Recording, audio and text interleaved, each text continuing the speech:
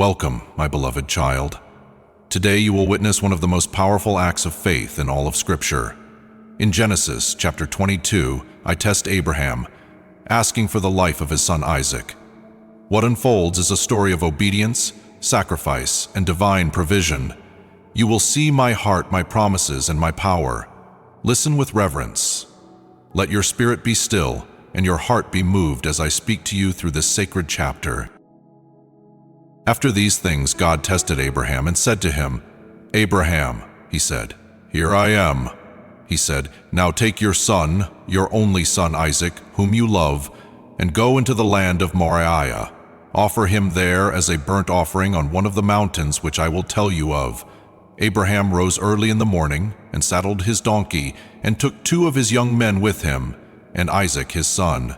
He split the wood for the burnt offering and rose up and went to the place of which God had told him. On the 3rd day, Abraham lifted up his eyes and saw the place far off. Abraham said to his young men, "Stay here with the donkey.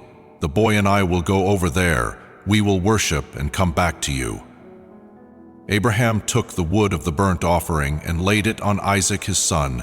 He took in his hand the fire and the knife. They both went together. Isaac spoke to Abraham his father and said, "My father?" He said, "Here I am, my son." He said, "Here is the fire and the wood, but where is the lamb for a burnt offering?" Abraham said, "God will provide himself the lamb for a burnt offering, my son." So they both went together. They came to the place which God had told him of. Abraham built the altar there and laid the wood in order, bound Isaac his son, and laid him on the altar, on the wood. Abraham stretched out his hand and took the knife to kill his son. Yahweh's angel called to him out of the sky and said, "Abraham, Abraham." He said, "Here I am." He said, "Don't lay your hand on the boy or do anything to him, for now I know that you fear God, since you have not withheld your son, your only son, from me."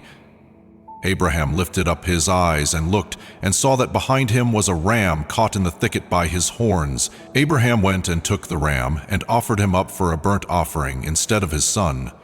Abraham called the name of that place, "Yahweh will provide."